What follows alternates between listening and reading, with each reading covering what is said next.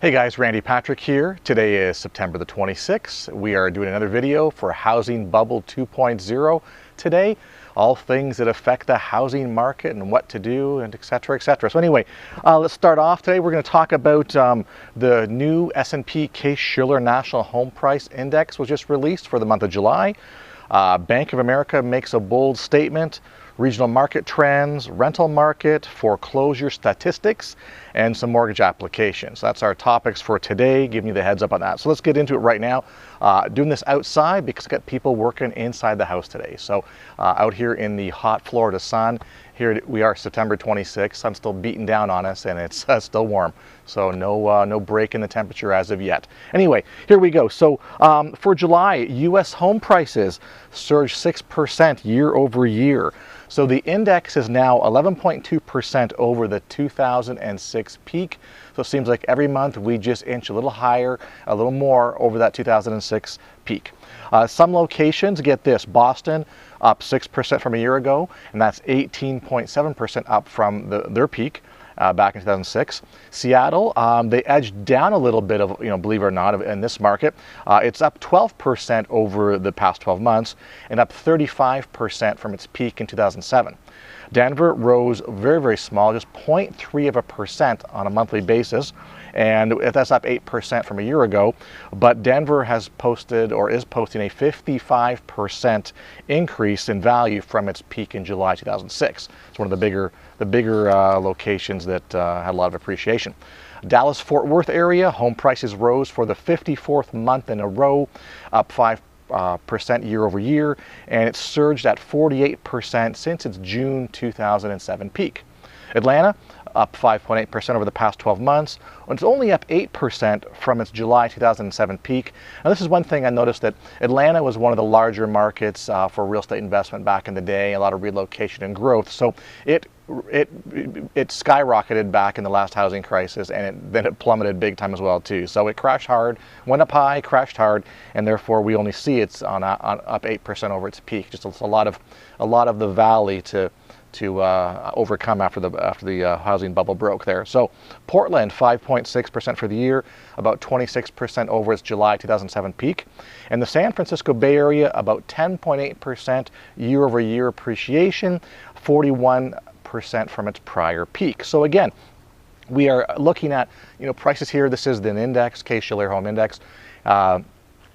Created by Robert Shiller, an economist from Yale University. So again, he's a Nobel Prize winner. So pretty solid statistics, gives you an idea what's going in the market. I think sentiment is that we're starting to see slow down in increases. So as we said before, everyone is expecting double-digit increases year over year. Now we're not seeing those, so we're starting to see slowdown in appreciation, which is a sign of the market cooling off.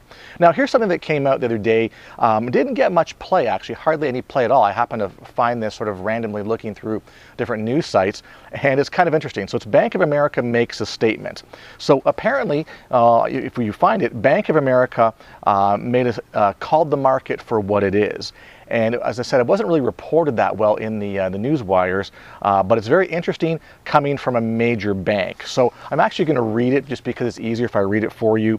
It says, Bank of America is ringing the proverbial bell on the U.S. real estate market, saying existing home sales have peaked, reflecting declining affordability, greater price reductions, and deteriorating housing sentiment. In the latest weekly report from Chief Economist Michelle Meyer, the bank warned that the housing market is no longer a tailwind for the economy, but rather a headwind. And another point here, which is kind of funny, says, they say, call your realtor, the BofA note proclaimed. We are calling it. Existing home sales have peaked. BofA economists believe the peak was seen when existing home sales hit 5.72 million for the month back in November 2017. From this point on, sales should trend sideways, and basically at this moment in time is comparable to the rate the economy witnessed in the early 2000s before the bubble really inflated. So very interesting that you've kind of got something going on here, which I'm kind of wondering where they're coming from here. So it's kind of unusual. So when does a major bank basically go out and call to the world and its customers and economists and analysts and whoever, investors, and say, hey, housing is peak. So they're calling it right now, which is funny. Remember, back in the last housing bubble and crash and crisis, people were denying it. Now banks are coming right out saying, hey, we're hitting a high watermark here, I think, or we've hit it. Everyone beware. Again, we have a major bank making the call, so it's not just somebody with statistics and thinking stuff up on their own. It's a major bank chief economist making that comment out loud to the entire world. Now, why would they do this? So I'm not too sure. What is their motivation? Are they trying to preemptive strike to get the market moving again? How could this possibly benefit them? Are they trying to reduce risk? Are they trying to tell people, hey, we've hit the peak, get back in the market, start buying homes, getting more mortgages? So who knows the motivation? Clearly there's a motivation there somewhere. It's got to be financially, of course. But again, I do find it interesting that a bank, and again, I don't revere banks, so to speak, but I just think it's unusual and interesting that a big bank like that can make a very bold statement saying, hey, housing's peaked, guys. And they're not saying about, not really talking about what's going to happen in the future. They're just saying, I think our values have peaked. And there may be some subliminal messages in there for us to figure out. But again, I think it's very interesting that happens. Regional market trends now. Okay, per the Orange County Register, cracks in the housing market. The market's cooling. Selling time was 26 days longer than previous. Listings grew by 22% recently. Okay, Southern California builders, unsold inventory is the highest level they have had in the past 6 years. So there's about 3,000 to 4,000 homes sitting vacant, as inventory right now in SoCal, waiting for buyers. Maybe there's some good deals there. Slowest end of summer in summer market in the past 4 years, as we've talked about before. Typically there's a brisk market June, July, August because people are buying, people are relocating, people are getting their children in school systems and registered and things like that. But we haven't really seen a big uptick in that activity. So there's a lot of reasons for that, which we'll get into. But slowest end of summer market in 4 years, according to Southern California people. San Diego is experiencing a slowdown. Interest rates are being blamed for the lack of sales. Its price increase was the slowest this past month. The only location that had a slower price increase was Portland, of all places. Now, again, Seattle is no longer the hottest housing market out there. Redfin says sales are dropping faster in Seattle than any other place across the country, and they are sitting unsold longer than they have been in the past. So it's not the fact that we're seeing new stuff coming on the market. It's just stuff that's sitting there is just sitting there, and people are going, okay, if I've been on market for so many days, I need to reduce my price and get buyers. So that's very interesting. Phoenix, home prices are leveling out. Little change from July to August. Dallas, home value gains are the smallest in the past 6 years. And we need to note that, we're talking some trends here in different regional markets. We're still reporting gains. So maybe month to month has plateaued. As we can say, year over year is not getting the double digits like it used to. It's slowing down. We're still not seeing negative. So we're not seeing devalue, depreciation. But again, that has to come at some point in time in the future. What we're seeing now is a definite market cooling off, more inventory coming on, buyers will have more selection, and we'll see what happens. Okay, we are moving into the winter season, obviously, which is traditionally a slowdown in units that are moved. And we'll see, so I guess, get a better handle on what's happening when the August numbers come out, because in some parts of the country, August really, school started in August for certain parts of the country, so maybe that'll have an effect on some of the slowdown and numbers we'll see next month. Okay, rental market here. Since the first time since 2012, rents nationwide have remained at the same level, and the median rent was $1,440 to rent a place.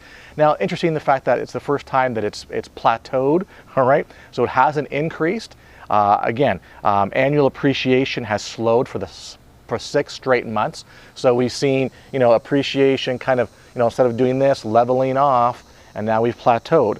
And apparently rent fell in 19 of the 35 largest markets across the country. Interesting, and Portland had the largest rental decline. And what do we have here? We basically have this kind of parallels, the slowdown in appreciation.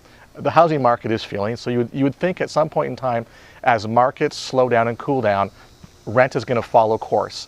And again, what that means is that maybe more buyers are now saying, I'm not going to renew my lease, or more buyers are going to try to come into the market. I'm not too sure. But again, when the rent slows down, it's almost like people are now going, I've had enough as well too. And there may have something, I guess something that may have to do with some of the rent slowing down is the advent of multifamily. There's a lot more multifamily units being constructed and deployed all over the country. You can drive around town. Here I can go 2 miles and I'm seeing 3 or 4 new apartment complexes coming up and townhouses, the whole bit. So there's much more multi being constructed right now, and that's probably having an effect on the overall rental rate increases. Okay, let's talk about foreclosure statistics, all right? My favorite thing. So just released by Atom Data Solutions, August had a 9% increase in foreclosure stats from the previous month, which was obviously July. Now, it's still down 7% from year over year, but we're now seeing a trend here. So, again, we're trying to catch up, and we have traditionally been in an appreciating market. So in theory, more people should be able to sell their home and cash out or pay off, their arrears to get out of a foreclosure process, you would think. But again, I think we're starting to see a trend here. So there were over 70,166 foreclosure filings in the month of August. It's quite a bit. Highest foreclosure rates by state are New Jersey, Maryland, Nevada, Delaware, and Florida, of course. Now, the highest foreclosure rates by metro location, and this is metro locations with at least 1 million people, was for the past month Baltimore, Las Vegas, Philadelphia, Jacksonville, and Cleveland. So again, I can see definitely Las Vegas in there, Baltimore interesting, Jacksonville's a very large, geographically laid out city and county, so that's interesting. Nationwide, 44% of the local markets were up. As far as foreclosure filings, 21 states posted year-over-year increases, with Florida, North Carolina, Maryland, South Carolina, and Michigan being the top states with those increases. We are also now, which hasn't been spoken about for quite some time, we're also seeing an increase in lender repossessions. REOs are up 14% from the previous month, and 22 states posted increases year-over-year in repossession. So basically foreclosure, you've been foreclosed on, the lender has taken your property back via the auction into their real estate owned division. Notable metro locations, large ones with increases, are New York City, Houston. Of course, Houston, we can commiserate with the some of the problems they've had with respect to defaults and with the flooding and stuff like that from the last hurricane. Atlanta, St. Louis, and Washington are the kind of your top 5 in that respect. Mortgage applications are up this week. 2.9% rise. Again, what is the motivation here? Is it to get the rates before they keep rising? Obviously, that could be a motivation. Is it now more buyer confidence as more inventory is starting to come on board?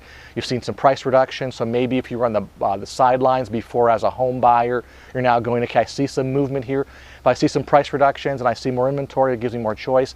Now I can actually go and get a mortgage, even though rates have increased. Maybe that reduction in price now offsets my slight increase in rate that I'll be paying more, for my mortgage per month. So again, the funny thing though is that most of the experts, when you start polling and looking at the information out there, most experts are certain there will be a rate hike this week. So the rate will go up, the interest rates will go up, and there should be one more that's planned in December. So again, we need to look ahead to see how this is going to affect buyers and inventory and things like that. But I'm guessing the fact that if it's almost like there's a little bit of a transition going on here. Yeah, we're going to see some more rate increases, but I've seen price decreases and some inventory. I better jump in now, maybe get the cooling off market a little bit and see what happens to get my place. So, and again, as I said, we need to look far ahead to see how this is going to play out. What I always talk to people, especially people who are buying and selling, for income or investment opportunities, is the fact that, you're looking at, the problem is you have to look at the future. So we have to look down the road when, you put a deal under contract, you fix and flip it or do whatever you need to do. But that's a few months down the road. So you buy it today, your ARV and calculations are really based on comparables from the past couple of months. So you're looking back in time, which historically has been our 1 or 2 number 1 months for appreciation, since the last housing crisis. So you got huge historic appreciation for today, which then you set your ARV after repair value or your opportunity, but yet your deal to closing, to rehab, to sell, whatever you're doing, is 30, 60, 90, 120, 180, 6 months down the road. Average time frame to fix and flip a property is, over 180 days. So it's really kind of interesting now is that you have to be careful since we are really transitioning. This is that kind of no man's land area where, is stuff going to change? Well, we think it is. Everyone says so. We haven't quite seen proof of it because the stats aren't there yet. We're not quite there in the timeline. We see rates going up, so that's a given right now. So am I going to be caught with a property I need to get rid of and I can't, or am I going to overpay for something that's going to be devalued back in the day? Now, again, I go back to this going, if you're a home buyer and you're taking that, 3% down mortgage backed by the government and your debt to income ratio is 43 or 50%, and you've got a fairly high interest rate, well, if you get that deal today and you're concerned about it, well, what if we have a 10% price decrease in the next 3 or 4 months? Well, guess what? You're now underwater again. You're negative equity in your home because it's going to take you 6% commissions to sell that home, and plus closing cost percentages as well too. So you've lost your 3%. 3% to me, you might as well be renting a home, and you've lost that little bit of equity you had. You're not getting any more, double digit year over year, and now you're technically underwater, which means you got to bring money to the closing table if you need to sell, or you do a short sale. So that's kind of, we're in that really weird period now where, the next few months are going to dictate what happens in the future. So if you're, everyone,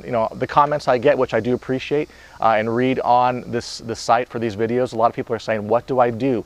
Do I buy now? Do I wait? Well, again, no one has a crystal ball, but if you can afford to wait, wait. Because I really believe we're going to start seeing some more attrition and more prices. We're going to see more inventory come on the market. There'll be a lot more opportunity for you to purchase a home when there's more on the market, and when there's more in a slow market, you'll have maybe some greater ability to maneuver and work some better deals out the next few months. So that's kind of my take on things. So again, realize that the feds have to raise the rates to a certain point. If they have to do some quantitative easing in the future, you can't go from 0 from 1, right? So you got to be higher so you can bring it down to the 1%. So if they're planning on doing that to stimulate the economy, once the next housing sort of wave hits and we bubble out and maybe crash a bit, they have to be in a position to drop those rates. So I think it's all a bit of a chess game, but if you look at all the little signs, they're there. And all these things are kind of happening. It's almost like it's slow motion with a sense of deja vu, what happened 10 years ago, and we're just not quite there yet. We're in that transition period. So anyway, that's my take on the news for the past few days. Again, appreciate the views, appreciate the subscriptions, like your comments, and if anything I can help you with in the future, drop me a line and we'll talk about real estate. Thanks very much.